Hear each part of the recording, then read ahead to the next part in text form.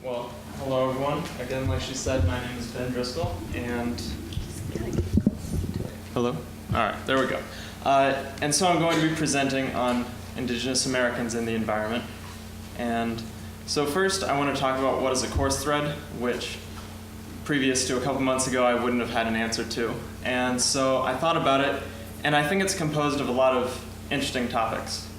It's something that we see every day when we're in class. It's whether there's a common reading that we have to do in multiple classes, or it's a topic, or it's a structure. It's some sort of component that we carry from one class and we take it to the next. And I think it's really important and it's really interesting. And I think it's often incidental. It's usually not the main topic of the course, but it's something that's brought up to strengthen the topic, or it's a fact in history that we take to be certain that we use to better understand what we're going to learn. And I think it really gives students the tools to synthesize multiple forms of information and develop a more comprehensive understanding of a particular subject that they may have not necessarily known they were interested in. And for me, that's Indigenous Americans in the environment, which to many who go through grade school know that that is exactly what's above me. It's this sacred covenant that all Indigenous Americans have with the environment, and it's this given fact that many of us know. And I am by no means an intellectual pursuer about Indigenous Americans, but it's a topic that came up in each of the courses that is a part of this thread, Humanities Environment. And I was particularly interested in the fact that each one of these courses discuss the topic in a very different way. And I think it's important to recognize that our view of Indigenous Americans varies so much based on the perspective. Even the name itself, Indigenous Americans, Native Americans, American Indians, there's these discussions that have gone on since we first came over and colonized them about what they were and their relationship with the environment. And so the courses I took, first I took Environmental Philosophy and Ethics, which is taught by Professor Carolyn Merchant, and that's in the ESPM department. And then California in the West by Professor Kerwin Klein in the History department. And then the Southern Border, which is taught by Professor Beatrice Mons and Professor Harley Shaken, and that's across listed within Education, Geography, and Ethnic Studies. And first, environmental ethics, it discusses a lot of the constructs of what we see as the environment. It takes multiple perspectives over the course of history, from Taoism, Marxism, and current political thoughts and theories to try to really break down what we see as the environment and how it plays in our individual lives. And one of the main points that we used was Radical Ecology, a book that the professor wrote herself. And then California in the West is really a story from the very beginning, the Paleo Indians of California, right up to Prop 13, Jerry Brown, Meg Whitman, and a discussion of everything that's happened in between, and touches a lot on racial relations, social relations, sexual relations, and trying to understand how California came to be the way it is as sort of the land of milk and honey, or the land of fruits and nuts, or whatever people call it, good or bad. And we discussed Tending the Wild by Kat Anderson.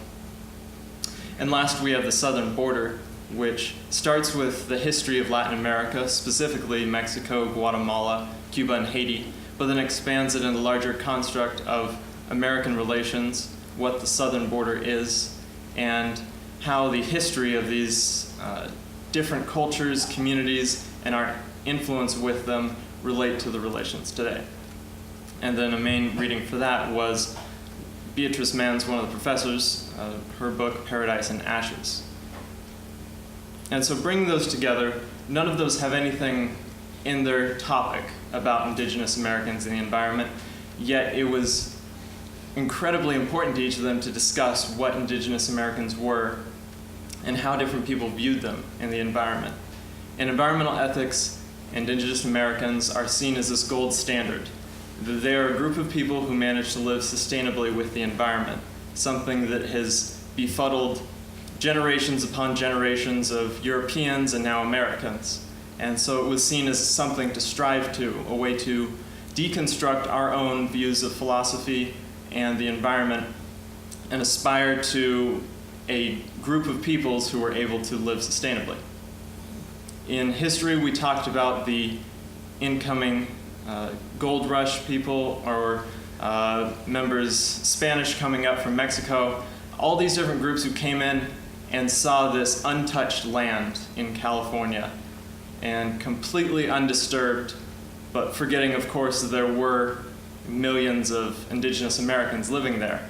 And so we discussed this contradictory themes that they saw this land as completely pure, while at the same time, Indigenous Americans for centuries had been continually burning down the land to make sure that there was new growth, or planting in a specific way that allowed for more efficient growth.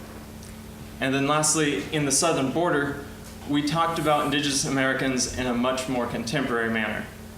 The book that we looked at, which is Paradise in Ashes, talks about Professor Beatrice Mann's study for decades living with a group of Mayans in Guatemala who, in order to survive the genocide in Guatemala, had to create a new community up into the rainforest. And this contradictory manner that these are Mayans, these Indigenous Americans who are supposed to live sustainably with the environment, going in and destroying a rainforest that has been preserved for centuries. And this conflict between Americans disgruntled at this act of these people who would go in and destroy an environment, while at the same time these Indigenous Americans destroying it in order to maintain survival. And so putting these together, I thought it was very interesting. In a lot of ways in education, we're taught that there are facts and there's history, and there are certain things that can never be changed. And I think this course thread is one of many examples showing that that is, of course, completely false. There's a constant dynamic understanding of what is history and what is truth. And I think the role of Indigenous Americans is something very true. I think the view of environmental ethics, of this being a pristine culture, is just as flawed as the view of California history, where they didn't exist and were purely a part of nature. Of course, it's a combination in between, where this is a group of people entirely independent of each other, living separate lives in a manner to obtain survival. And for many of them, that meant not impacting the environment in the same way that some other cultures have. But I think it's important to see Indigenous Americans as a construct of history.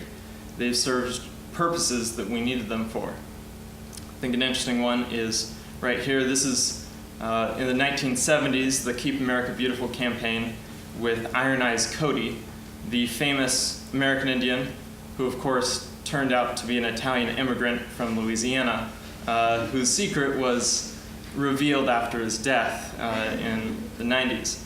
And I think that it reflects the face of Indigenous Americans in a very particular way, because this face is not an Indigenous American, this is an immigrant. And so we as Americans, or we as scholars, have constantly changed our view of what Indigenous Americans are. Here we have an image by Frida Kahlo, and this is one of the image that we began and ended our course, The Southern Border, with, and it is entitled The Border. And this is from 1932, her standing between the border of Mexico and the United States. Mexico with the symbols of the Mayan culture, and America with the symbols of industrialization and growth. And it depicts a much more realistic understanding of Indigenous Americans today, and this battle between history of retaining their culture, retaining their hold on the environment, and on the other hand, the more modern understanding of incoming industry. And so, to summarize, I felt that this course thread, specifically discussing Indigenous Americans and the environment, was important because it allows us to better understand that education is not something that can be properly achieved with a single scope. By using these multiple courses, you're able to understand something as focused as Indigenous Americans' relation to the environment, and see how many different approaches there were, how this view has changed over the course of centuries to reveal many things unbeknownst to people 20, 30, 40 years ago. I think it also dilutes the inherent bias of history. The fact that we knew that the Pilgrims came and happily lived with the Indians, that bias we're allowed by seeing all the different true facts. We're able to get rid of certain bias and understand what really happened, how history is really achieved. And it allows this revealing of dimensionality, that something as, again, as simple or as straightforward to the idea of Indigenous Americans' relation to the environment can truly be a broad theme that can allow a greater concept of other people's culture, of their culture, and of how we view the environment and Indigenous people today. Thank you.